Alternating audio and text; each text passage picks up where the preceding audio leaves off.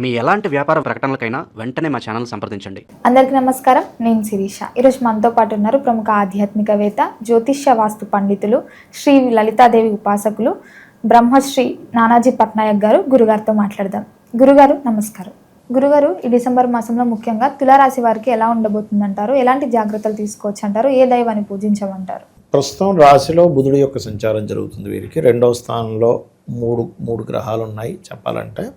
ఆ 3 గ్రహాల్లో కుజుడు కూడా మారిపోతున్నాడు 7వ తేదీ నుంచి. అండ్ నెక్స్ట్ 17వ తేదీ వరకు 15వ తేదీ వరకు ఉంటాడు. 20వ తేదీ వరకు శుక్రుడు ఉంటాడు. ఆ పంచమ రాహు 6వ స్థానంలో శని ఉండడం, భాగ్యంలో గురువు ఉండడం, లాభంలో కేతు ఉండడం జరుగుతుంది వీరికి. అయితే ఒక్కొక్క ప్లానెట్ ఒక్కొక్క దగ్గర ఉన్నప్పుడు ఒక రిజల్ట్ ఇస్తూ ఉంటుంది.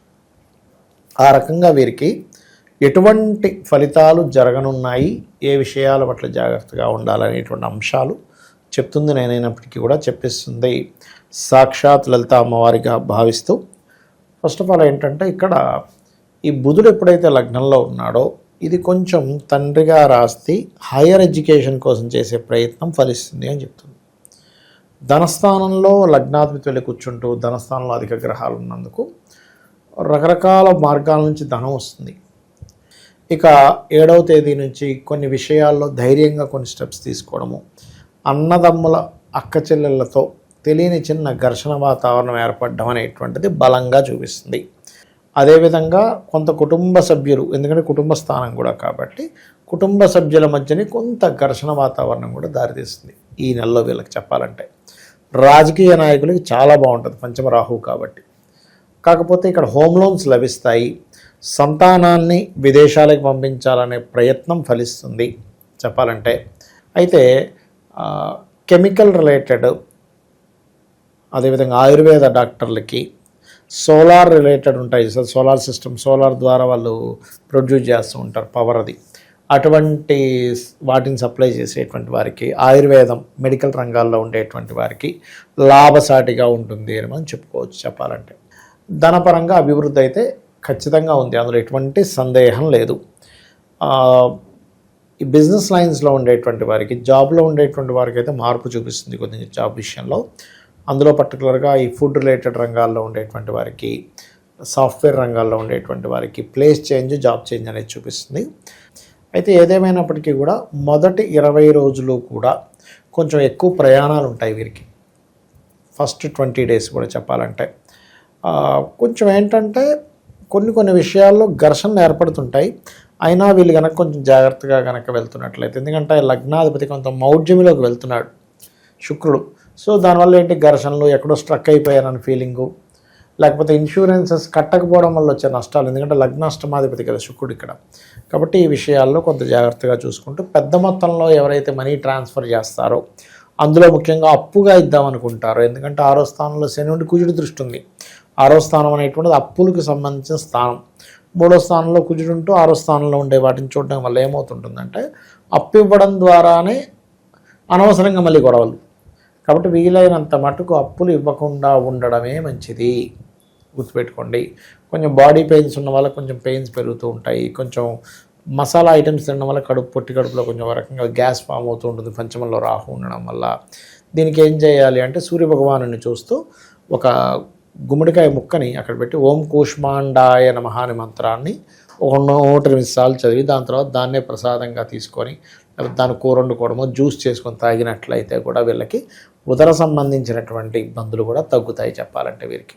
అది గురువారు, ముఖ్యంగా ఈ మాసంలో వీరికి అకస్మాత్తుగా ధనలాభం జరిగే ఛాన్సెస్ ఏమైనా ఉన్నాయి? అంటే అనుకోకుండా ఎవరైనా డబ్బులు ఇవ్వడం అలా జరిగే ఛాన్సెస్ ఏమైనా? కొంతవరకు ఉంది, ఎందుకంటే ధనస్థానంలో అధిక గ్రహాలు ఉన్నాయి కదా, ఏదో రూపంలో డబ్బు మాత్రం వీళ్ళకి రొటేషన్ అవుతూ ఉంటుంది, దానికి ఇబ్బంది ఏం లేదు. కాకపోతే అదే వాటి మూలంగా అప్పులు ఇస్తే కొంత గొడవలు కూడా అవుతుంటాయి. ఓవరాల్గా మరి ఆర్థిక పరంగా ఎలా ఉండబోతుంది అంటారు? ఎలాంటి జాగ్రత్తలు తీసుకోవాలి? ఓవరాల్గా అయితే బాగానే ఉందని చెప్పాలి. ఇవ్వకుండా, అప్పులు ఇవ్వకుండా, మధ్యవర్తిత్వంగా వీళ్ళు అక్కడైతే సంతకం పెట్టకుండా ఉన్నంతసేపు వీళ్ళు సేఫ్గానే ఉంటారు. దానిలో ఎటువంటి ఇబ్బంది లేదు. ఎందుకంటే ఇక్కడ 6లో ఉండే శని, 3లో ఉండే కుజుడు, ఒక రకంగా చెప్పాలంటే పాపగ్రహాలు పాపస్థానాల్లో ఉంటే మంచి ధైర్య సాహసాలని ఇస్తాయి, ఇవ్వమని. కానీ ఆ గ్రహాలు గొడవను కూడా ఇస్తాయి.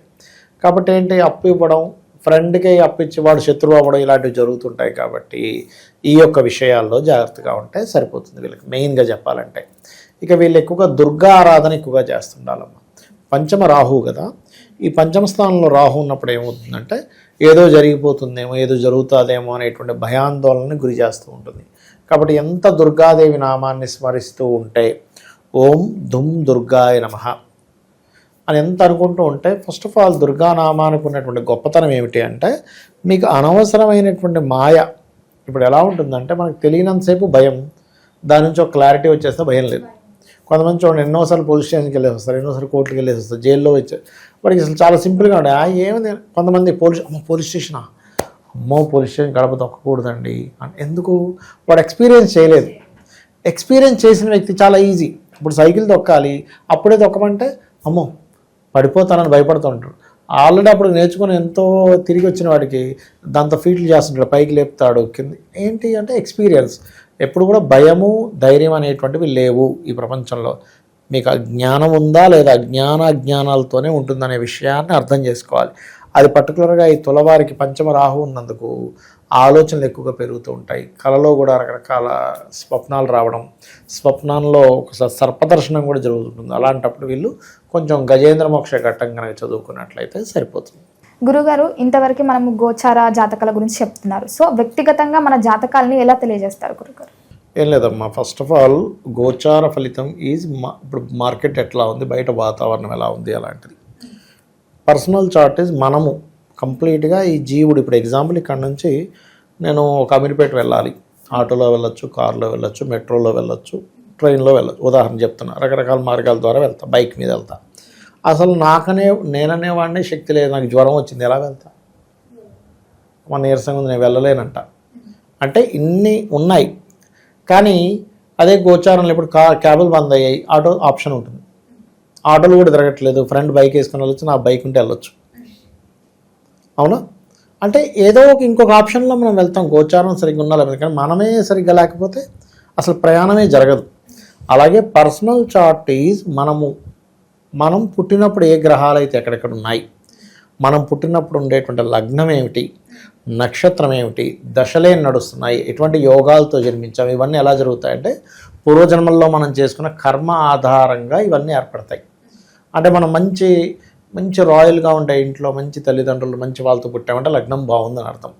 మంచి సంపాదన, కొంతమంది చోటు పెద్దగా చదవకపోయినా బాగా సంపాదిస్తారు, లక్షల కోట్లు సంపాదించేస్తున్నాడు. తీరా చూస్తే 7వ తరగతి చదువుకున్నాడు. నేను చూసే ఒక జాతకం 3వ తరగతి చదువుకున్నాడు. ఆయన సంతకం కూడా పెట్టరని రాజు, నెలకు ₹1,00,00,000 సంపాదిస్తున్నాడు. ఎట్లాగా అంటే అంతే ధనయోగం ఉంది, సంతకం కూడా పెట్టరని రాదు ఆయనకి. పెద్ద యాడ్ ఏజెన్సీ నడిపేస్తున్నాడు. ఏం చేస్తాం? అంతే. అంటే అతనికి టీము అంతా అలా కుదిరారు.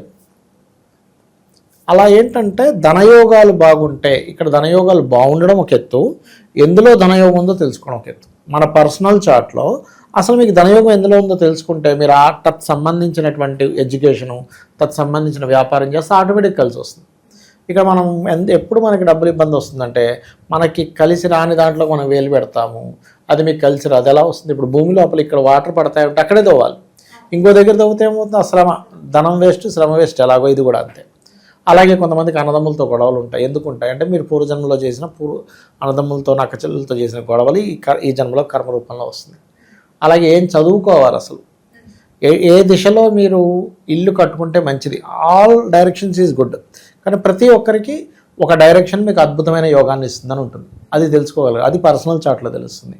అలాగే సంతానం అభివృద్ధి అవ్వాలంటే ఏం చేయాలి, సంతానం ఎందుకు లేట్ అవుతున్నారు, ఎలాంటి సంతానం పొందుతారో మీరు ఇప్పటికిప్పుడు జాతకం ఇస్తే ఎవరిదైనా, నాకు తెలియదు, మీ ఫోన్లో ఏదో ఒక నెంబర్ ర్యాండమ్గా తీసుకోండి. ఇప్పుడు మీరు ఫోన్ ఓపెన్ చేసి ఆయన్ని ఒక ర్యాండమ్గా కొడితే వాళ్ళ సంతానం గురించి ఇప్పుడు చెప్పచ్చు. ఎలా ఉంటారు, అమాయకంగా ఉంటారా, లేకపోతే స్పిరిచువల్గా ఉంటారా, అగ్రెసివ్గా ఉంటారా, ఫ్యామిలీని వదిలిపెట్టి ఉండడానికి ఇష్టపడతారా, ఫ్యామిలీతో ఉండడానికి ఇష్టపడతారా, అన్నీ తెలుస్తాయి. అట్లా సంతాన అభివృద్ధికి ఏం చేయాలి, అసలు ఎప్పుడు వివాహం చేసుకుంటే మంచిది. ఇప్పుడు చాలామంది మ్యారేజ్ మ్యాచింగ్స్ చూసామండి కానీ డివోర్స్లు అయిపోతున్నాయి అంటాం కదా. కారణం ఏమిటి అంటే వాళ్ళు కేవలం మ్యాచింగ్స్ చూస్తారు, కానీ వాళ్ళకి సరైన సమయమా కాదో చూడరు. This is right time or not. ఇప్పుడు IAS exams, IPS, civils exams start అయింది, నేను వెళ్ళిపోయి రాస్తానంటే ఎట్లా? నేను ఫస్ట్ ప్రిపేర్ అవ్వాలిగా.